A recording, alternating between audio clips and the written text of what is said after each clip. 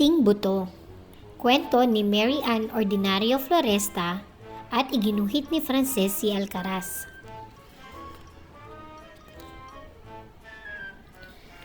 Noong unang panahon, nakatira sa Mindanao ang isang datong walang puso. Kilala siya bilang isang datong walang damdamin at pagmamahal. Wala siyang pakialam kung ano ang nararamdaman ng iba. Isang araw, habang nagpapahinga siya sa hardin, may narinig siyang maliit na boses. "Tulong! Tulungan niyo po ako!" Maiidlip na sana ang dato nang makita niya ang nagsasalitang isang munting buto sa damuhan. "Tumahimik ka!" ang sabi ng naiinis na dato. "Di mo ba nakikita? Nais ko matulog."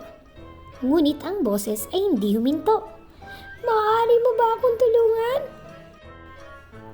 Isa lamang akong maliit na buto, ngunit gusto ko maitanim sa lupa.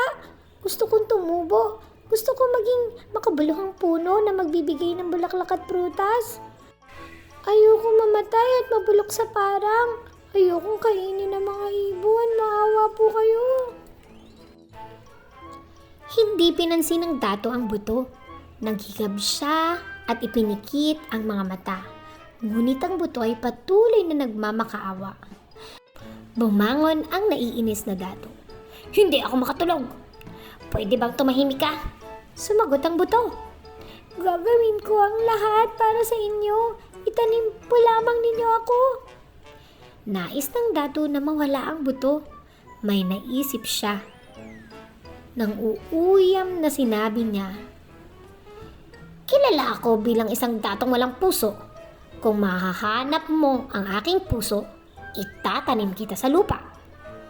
"Pero saan ko hahanapin ang puso mo?" ang tanong ng butong nagdadalawang isip. Tawa ng dato. "Hanapin mo kahit saan. Dahil sa pang-iistorbo mo sa tulog ko, uutusan ko ang lahat ng aking mga alagad na huwag kang itanim hanggat hindi mo nakahanap ang puso ko." Si Munting Buto ay walang magawa kundi hanapin ang puso ng dato. Dahan-dahan, gumapang ang buto hanggang makarating sa kaharian ng halamanan. Iba't ibang halaman ang makikita sa lahat ng dako. May pinuno sa bawat kaharian. Ang hari ng mga prutas, ang reyna ng mga bulaklak, ang reyna ng mga laman lupa at ang hari ng mga palumpungan. Ang buto ay nakipagkita sa apat na pinuno. Si Munting Buto ay nagtanong sa hari ng mga prutas. "Maaari niyo po ba akong tulungan hanapin ang puso ng dato? Hindi ako maitatanim kung hindi ko makikita ang kanyang puso." Ang sabi ng hari ng prutas kay Munting Buto, "Ito lamang ang maibibigay ko sa iyo, ang strawberry. Ang prutas ay hugis puso. Ito ay mapula at sariwa pa. Sana makatulong ito." Ang sabi naman ng reyna ng bulaklak, "Pumili ka mula sa mga rosas, orkidyas at halamang gubat. Subalit ang anthurium lamang ang may hugis pusong bulaklak. Baka ito ang nawawalang puso ng dato." Maligayang binigyan ng reyna ng mga laman lupa si Munting Buto ng isang dahon ng gabi. "Nakikita mo ba ito? Hugis puso ang dahong ito. Pakibigay mo ito sa dato, baka ito ang hinahanap niyang puso." At ang hari ng mga palumpong ay sabik na nagsalita. "Mahal kong Munting Buto, baka ito ang nawawalang puso ng dato.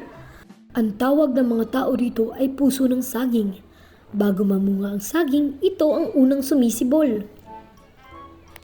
Nagpasalamat ang Munting Buto sa apat na pinuno ng kaharian ng halamanan. "Salamat sa inyong tulong sa akin. Sana sa darating na panahon ako ay maging isang makabuluhang puno na namumunga para sa iba." Ang sabi ng apat na pinuno, "Munting Buto, ang mga regalong ibinigay namin sa iyo ay maaaring hindi ang puso ng dato. Ngunit dahil sa iyong pagtitiis at pagtiyaga, mahahanap ko rin ang totoong puso ng dato." Bumalik si Munting Buto para makipagkita sa dato at maibigay ang mga regalo. Napahalakhak ang dato. Ano ba? Iyang ibibigay mo sa akin? Strawberry? Hindi ito ang puso ko. Prutas ito. At anthurium. Hugis puso lamang na bulaklak iyan. Ang dahon ng gabi ay dahon lang. At ang matindi sa lahat ay itong puso ng saging. Tawa ng tawa ang dato hanggang sa dumaloy ang mga luha sa kanyang pisngi. Napatawa ni Munting Buto ng ilang araw ang dato hanggang sa ito ay magpasya. Munting Buto, napasaya mo ang aking puso dahil dito aalagaan kita. Itatanim kita sa aking bakuran at aalagaan hanggang sa lumaki at mamunga ka. Itinanim ng dato si Munting Buto. Inalagaan niya ito mula nang ito'y sumibol hanggang sa maging punong kahoy at mamunga.